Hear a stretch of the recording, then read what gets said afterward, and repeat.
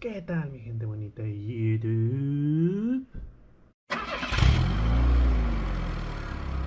El día de hoy, gente bonita, vamos a cambiarle los amortiguadores a esta HB1601, que la verdad la compré para venderla. Tardó varios meses y no se vendió, y dije, bueno, vamos a darle una oportunidad, vamos a probarla. La probé en el trail que me hice para probar los carrillos y la verdad me sorprendió. Me sorprendió porque no esperaba absolutamente nada de ella. De fábrica las llantas que trae se patinan de una manera estrepitosa del rin. Son estas de aquí. Son estas llantas las que trae originalmente, pero se patinan horrible del rin. Lo bueno es que es un rin más pequeño que el 1.3 y al ponerlo en 1.3 estas llantas quedan excelentes. Son muy buenas llantas, muy suaves. Pero quería darle otro look y pude meterle estos rines y estas llantas con una espuma súper delgada que hizo que la llanta tuviera una adherencia tremenda. Y la verdad es que no le daba absolutamente ningún crédito porque la suspensión en esta camionetita es una porquería, es una total porquería. Los links que tiene para soportar el diferencial junto con el eje no tienen rótulas en ningún lado, en ningún punto, ni los amortiguadores ni los links tienen rótulas. Si no saben qué son rótulas, son estas cositas que tiene aquí el amortiguador, que es lo que le permite moverse libremente hacia allá y hacia acá. Al no tener rótulas como a la hora de que el diferencial se presiona de un solo lado, tiende a tener un movimiento así. Entonces al amortiguador, al no poderse mover hacia ningún lado, solo se mueve tantito, lo que hace que en efecto nos dé este mismo fenómeno en la camioneta a la hora de, digamos, pasar sobre una piedra. Sí tiene cierto flex, la verdad es que sí se mueve, pero ese flex es determinado por la cantidad de flexión que tienen los links, de torcerse, de cierta torsión sobre ellos, pero como tal no están actuando como links y los amortiguadores no están actuando como otros links que permitan el movimiento, por lo que el día de hoy vamos a cambiar los amortiguadores de esta camionetita para ver si se pueden mejorar. Son baratitos, pero tienen un O-ring por dentro, por lo que me permitió ponerles aceite. Estos tienen aceite, no son de aceite como tal, pero al ponerles el O-ring entre entre el eje y el tambor, el cilindro que tiene aquí, la verdad es que bien, solo le echas una gotita de aceite y funciona bastante bien. No fuga ni nada. Eso sí, se ensucian muy rápido y hay que darle servicio muy seguido. Pero entonces, bandita, vamos a cambiar los amortiguadores a ver si así podemos obtener un poquito más de flex. Por supuesto que lo más conveniente sería también cambiar los links, pero eso será para otro video, no para hoy, bandita. Espero lo disfruten. Vamos a darle. It's a most peculiar thing, isn't it, that we are alive at all? That there should be such a situation as you sitting there, breathing, looking, thinking. And yet, most of us behave as though life were a kind of preliminary round, a rehearsal for some grand performance that will come later. We go about our days with this odd seriousness, as if we must qualify, must prove ourselves worthy, must achieve some ultimate purpose. But here's the question. Purpose for what? To arrive at where? And when you finally get there, what will you do? Of course, you look for another purpose, another mountain to climb, another summit to conquer. And so the game goes on and on. It's as if life were some sort of business contract. You tick the boxes. Education, career, possessions, respectability. And when you've collected enough signatures on the dotted line, then perhaps you may cash in your existence for a sense of meaning. But in the meantime, the extraordinary miracle of simply being alive goes unnoticed. It never occurs to us that this, right now, is it. This very sensation of breathing in and out, the color of the room around you, the sound of a bird outside, this is what it's all about. And it is so plain, so obvious, so simple, that the meaning of being alive is simply being alive. But because it is simple, we overlook it. We insist on making it complicated, as though the universe owes us some grand explanation, when in fact the explanation is staring us in the face. You are here. One of the strangest assumptions in our culture is that the meaning of life must lie somewhere beyond life itself, that we are here in order to get somewhere else.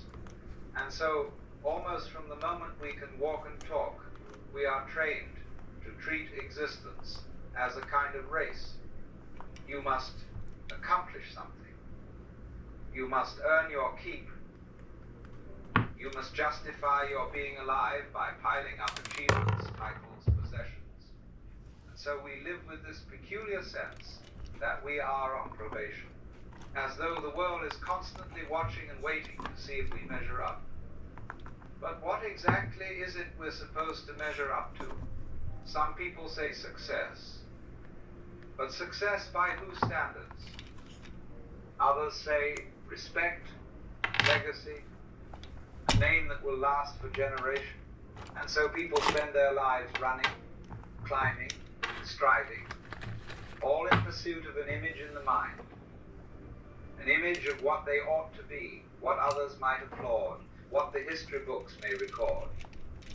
And while we are so busy chasing these phantoms, we miss what is right under our noses. The taste of the morning's coffee, the smile of our friends, the beauty of the evening sky. We are taught to dismiss these things as trivial, when in fact they are the whole show. The meaning of life is not hidden in the clouds, nor waiting at the end of a long road. It is here, now, in the astonishing fact that you are alive. To watch a leaf drift down from a tree, to feel the breeze touch your skin, to taste food on your tongue, to walk with the rhythm of your own two legs. These things appear ordinary, but only because you already have them. Suppose for a moment that you were a ghost, drifting without weight, without hands to hold, without eyes to see or ears to hear. What would you dream of? You would dream of having a body, of feeling raindrops on your face, of hearing music, of laughing with friends, of touching the earth with your feet. You would dream of the very things that you, right now, are taking for granted. And here you are already living that dream. You are experiencing precisely what a disembodied soul would give anything to taste, even for an instant. How strange, then, that we dismiss it, that we look at the miracle of being alive and call it ordinary, while chasing after little tokens and trophies, hoping they will make life meaningful. The simple truth is, life does not need a meaning beyond itself. Being alive is the meaning. And when you really see that, you find that every moment, however small, is radiant with wonder. The most difficult truth to face is the simplest. Everything we love will one day dissolve. No matter how much money you earn, how many titles you collect, how many people know your name, there will come a day when you take your last breath, and everything you clung to will slip through your fingers like sand. Now, this is not meant to be morbid. Quite the opposite. For it is precisely the fleeting nature of life that makes it so unspeakably valuable. Imagine if you had an eternity of mornings. if every sunrise was guaranteed forever, if every friendship lasted endlessly, if every taste, every touch, every kiss could be repeated endlessly, soon enough it would all blur into monotony. It would be like listening to the same note played forever until even the music disappeared.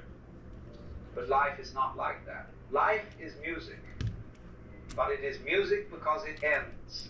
Every note arises and passes away, and it is the passing that makes the melody. So here you are, with only a handful of seasons. And because they are few, each one matters. Somewhere, right now, someone is taking their last breath. And if they could, they would give anything, anything at all, for just one more walk in the sun, one more taste of water, one more chance to tell someone they love them. But you still have that chance. You have this extraordinary gift of being able to take your body, for instance. This extraordinary arrangement of bones and breath, muscles and senses. It lets you walk across the earth, taste the sweetness of fruit, hear the laughter of children, feel the warmth of another hand in yours. And yet, because it is so constant, we take it for granted. We only notice it when it falters.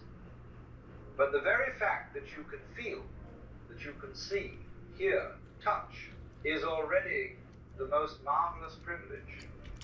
Even pain has its place, for without it, how would you grow? Without the sting of disappointment, you would never discover resilience. Without the ache of loss, you would never know the depth of love.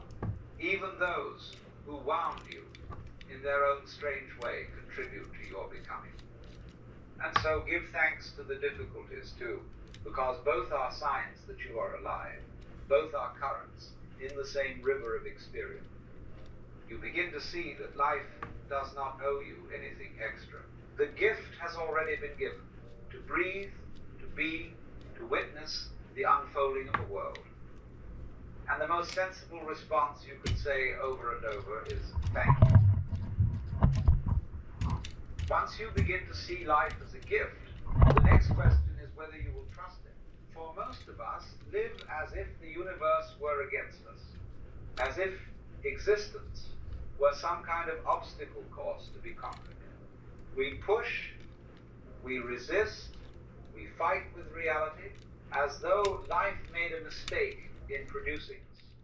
But consider, the same intelligence that makes the stars burn, the tides move, and the trees grow from seeds, is the very intelligence that beats your heart.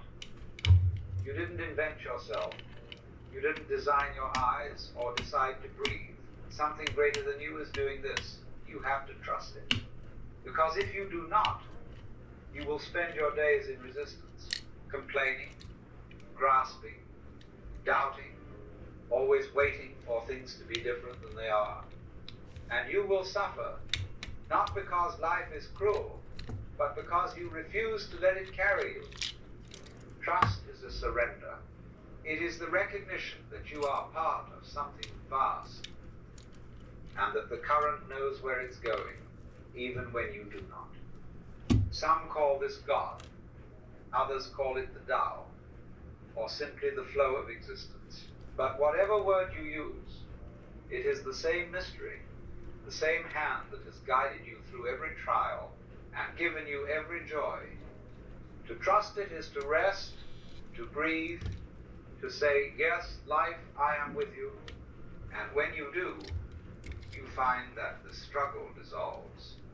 You are carried, and you realize you were never alone. When the final moment comes, you will not be thinking of bank accounts, titles, or how many people respected you.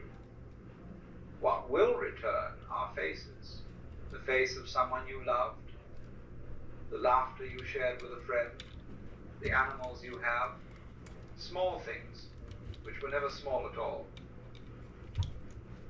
At the edge of life, you see that what mattered was not the trophies you collected, but the moments you lived, the kindness you gave, the love you received.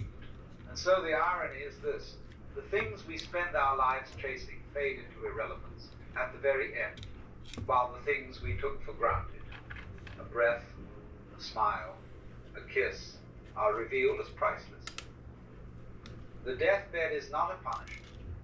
It is simply the mirror held up to life, and it shows you what was always true, that the meaning was never at the finish line. It was here in every moment, all along. Those who died yesterday had plans for this morning. Those who died this morning had plans for tonight. And so it goes. In the blink of an eye, everything changes. Life is astonishingly fragile, and precisely because of that, it is infinitely precious. We imagine we have time to love more fully, time to forgive, time to finally notice the miracle of being alive. But the truth is, none of us know how many moments are left. So feel it all: the touch, the taste, the sound of laughter. Slow down, let it sink in, savor it. The sunlight spilling through the window. This may be the last time you see it. The breath moving in and out of your lungs. One day it will be your final breath. The people beside you. One day you will look for them, and they will not be there. And when your curtain falls, it won't be the cars, the titles, or the trophies you recall. It will be faces, voices, laughter, love. Moments so simple, yet so irreplaceable. So don't wait. Forgive now, love now, be alive now. Don't take life for granted. It is not a rehearsal. This is it, the whole performance, happening now, in this very moment.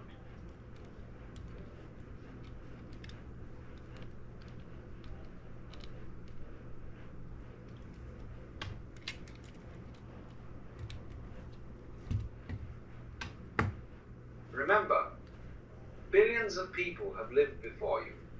They laughed, they cried, they fell in love, they hated, they fought wars, they prayed to their gods, they thought their story was special, they thought their love was unique, their pain incomparable, their victories eternal. And where are they now?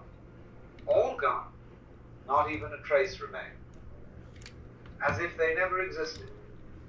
Their dramas, their ambitions, their heartbreaks, all disappeared, just like writing on water. You too are repeating the same dream. You fall in love and you think, this has never happened before. You suffer and you believe your suffering is exceptional.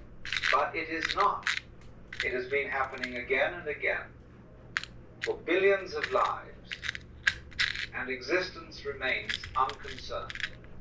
The sun still rises, the stars still move in their ancient dance, the river flows on. Existence does not take notice of your dramas. This is one of the most significant things to remember. Don't become too serious about your story. Don't be obsessed with your little joys and sorrows. They come, they go. You come, you go. The mystics have always said the world is a dream. Beautiful sometimes, ugly sometimes, but still a dream. Don't get lost in it. Watch it, play in it, enjoy it, but remember, it will pass. What remains? Only one thing: the watcher, pure awareness within you, that which has no beginning and no end, that which never dies. This is the only reality. Watch carefully. Whatever you call your life is nothing but a drama being played on a tiny stage. One day you are a lover, the next day you are an enemy. One day you are a king, the next day you are a beggar. Success comes, and you fly high. Failure comes, and you fall into darkness. And all the while, you believe this is real, this is ultimate. But existence does not take it seriously. The The sun does not stop rising because you are broken-hearted. The stars do not pause their journey because you are celebrating. The trees do not weep with your sadness, nor do the rivers clap for your victories. Life goes on unconcerned. This is why the mystics say, do not get too identified with the play. You are an actor upon the stage, but the role is not you. Today you play a father, tomorrow a businessman, the day after a corpse carried to the burning ground. The roles change, the stage remains, and you, the one who is watching, remain. Once you understand this, a certain lightness enters your being. You no longer cling to success. You no longer tremble at failure. You see it all as a passing show. A great relaxation happens. The whole misery of man is that he takes the dream to be reality. He becomes obsessed with shadows, and in the obsession, he forgets himself. Remember, at some point this drama will end, the curtain will fall, and everything you thought was so urgent will disappear into silence. Only one thing will remain, the awareness that you were only a witness. That awareness is your truth. Look at your nights, you fall asleep, and in your dream, somebody insults you. You wake up with your heart burning. ¿Qué cree, mandita? Ya quedó la bronco. Bueno, no, la verdad es que no es cierto, no ha quedado. La armé y la verdad es que después de armarla, lo que vi me gustó. Miren qué tal quedó esta suspensión trasera. Qué belleza. La delantera, todavía mucho mejor. Pero, ¿qué creen, bandita? A la hora de armar no tomé en cuenta que las llantas son más anchas que las originales y pegan en los amortiguadores a la hora de girar. Ni siquiera voy a decir que rozan, pegan, se atraviesan. Literalmente se mueve demasiado. Entonces, lo que se me ocurre para poder solucionar esto es hacer lo que hice con la Cherokee, que es cortar estos pasadores donde está el eje, los links chafas estos falsos, cortarlo a este nivel donde iba el otro amortiguador y poner el amortiguador más pegado hacia allá. Esto nos va a ayudar a que esté más hacia acá. Seguramente va a terminar rozando todavía, pero ya va a ser muy mínimo. La verdad es que aún rozando, cuando la probé, la camioneta se comportó bastante mejor. Ya tiene mucho más flex. Ahorita sin el peso del body, pues no flexea mucho, pero ya tiene bastante posibilidad. Eso sí, no logra al 100% el recorrido de los amortiguadores porque los links siguen siendo rígidos y no tienen casi nada de movilidad. Pero bueno, bandita, vamos a ello, a desarmar, cortar y a ver qué show, cómo queda, a ver si con eso se soluciona y ahora sí queda. Si no, vamos a tener que hacer el paso de la vergüenza y volver a los amortiguadores originales, al menos enfrente. Atrás no hay necesidad de cortar nada, queda muy bien, amortigua bastante bien. Y bueno, pensaremos en otra solución para poner otros amortiguadores, ya sean más pequeños o vemos qué rollo. Y bueno, bandita, estos son los cilindritos que vamos a cortar. Para empezar vamos a tener que quitar los links. Esta es la muestra de lo que les digo. Miren el juego que tiene. Esto debería de poder rotar sobre sí mismo, pero no puede. Entonces esto es lo que limita la flexión real de los ejes. Los amortiguadores nos van a brindar un poco más de flexión, pero lo que realmente limita a esta camioneta son estos links. Creo que una vez cambiándolos, la camioneta se va a comportar totalmente diferente, pero bueno, eso será para la próxima. Hoy vamos a cortar estos de aquí y continuamos. Y bueno, bandita, ya quedó cortado los émbolos, ya quedaron cortaditos, listos para ponerle el amortiguador directamente ahí, y eso va a hacer que quede más pegado, ya no sale el ángulo, ya se ve prácticamente recto. Aproveché que estaba con la cortada para cortar estos ángulos que tenía en los ejes, todos bruscos así, que solamente nos quitaban ¿cómo se llama? Clearance del piso. Solo nos quitaban eso. La verdad es que no tenían ninguna verdadera función, supuestamente como soportes para soportar la mangueta de acá y que no se rompa. La verdad es que lo pongan aquí no sirve de nada.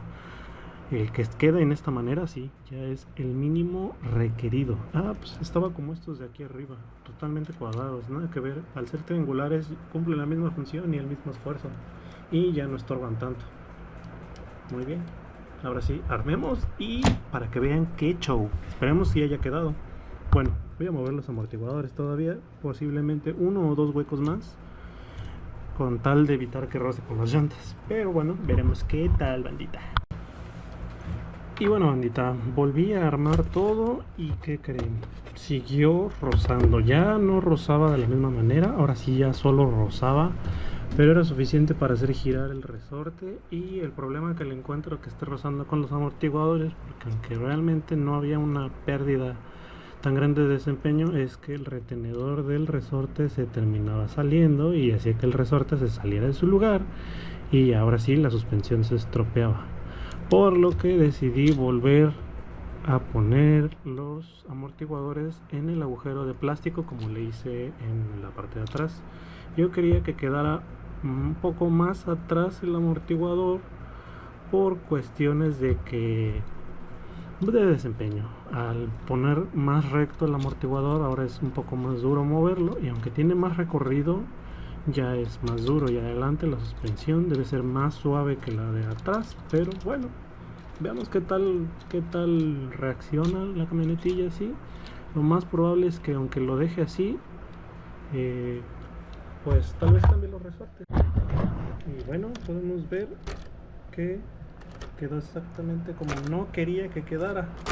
Quedó totalmente arruinada la suspensión.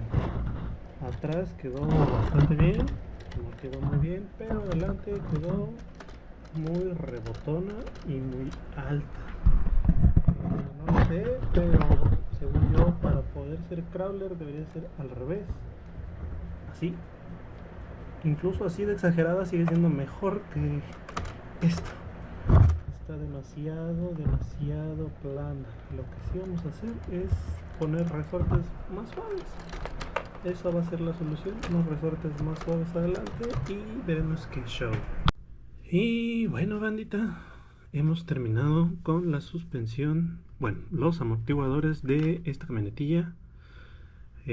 A decir verdad, sí se complicó un poquillo en el proceso, porque pues quería que funcionara de una manera diferente a la que pues al parecer han propuesto en el mismo diseño. Yo quería poner, ya ven, esos brazos de servomotor, como pues una disponibilidad de varios agujeros, pero a la hora de girar pues sí pegaba mucho ahí. Entonces terminé utilizando el orificio del otro tornillo de esta base de plástico para fijar el amortiguador. Pero el problema de hacer eso es que estos amortiguadorcillos baratos pues traen resortes muy duros, que son más para este tipo de coches, que son más grandes, poder controlar mayor peso. Entonces, al colocarlo de una manera prácticamente vertical, el resorte tiene que hacer todo el trabajo de absorber, no como aquí que ya está girado hacia, no sé, han de ser unos 60 grados, sí, posiblemente unos 45, 50 grados. La fuerza ya no es igual sobre el resorte, por lo que se vuelve más suave. En términos más prácticos, se vuelve más suave. No, por lo que tuve que cambiar los resortes. Si pueden ver ahí bien, el resorte de aquí atrás es el normal, y el de aquí adelante incluso no tiene brillo, y se ve que son como si fuesen progresivos. En realidad no son progresivos, el resorte era como Yo lo que hice fue estirar esa parte. Los resortes eran así de largos, solamente los corté. Pero los estiré para hacerlos lo más suave posible. Como pueden ver, solo se mueve la parte más cercana, los que están más pegados, y los de arriba sí se mueven, pero no tanto. Entonces nos da un cierto nivel de progresividad adelante. Y logramos ese sag que queremos, porque si queremos escalar, no la quiero usar para crawler esta camioneta, pero sí quiero que sea capaz de escalar ciertos obstáculos. Y para eso la suspensión delantera debe tener pues este sag, en español no sé cómo se dice, la verdad solo lo he aprendido en inglés. Pero bueno, este recorrido muerto que nos ayuda cuando cae en un hueco, pues esa es cuando la llanta puede bajar y seguir dándonos tracción, no queda volando nada más del hueco, ¿no? En la parte de atrás tuve que colocarle de vuelta los anillitos de retensores de los resortes porque sí quedaba muy suave. Quedaba muy suave y a la hora de poner el body la camioneta se quedaba así. Y eso es también malo para escalar, la camioneta debe quedar así. Preferiblemente totalmente horizontal, pero también se puede permitir un poquito de juego en la suspensión delantera. Ya con los anillos podemos ajustar si lo que queremos es trail o podemos hacer rock crawling. Y bueno, bandita, les muestro cómo quedó por completo junto con el body. Como pueden ver, con esas dos llantitas, la flexibilidad que tiene ahora para moverse es brutal a comparación de como era antes. Podemos ver el espacio que hay entre la llanta y el fender y el espacio que hay adelante. Si la levantamos podemos ver todo el trabajo que tiene que hacer la suspensión delantera para comprimirse ahí, y la trasera casi pareciera que ni se mueve, pero en realidad es el otro lado el que absorbe el movimiento. Miren esa belleza de suspensión, esa belleza de suspensión. Miren nada más, mírenla trabajar.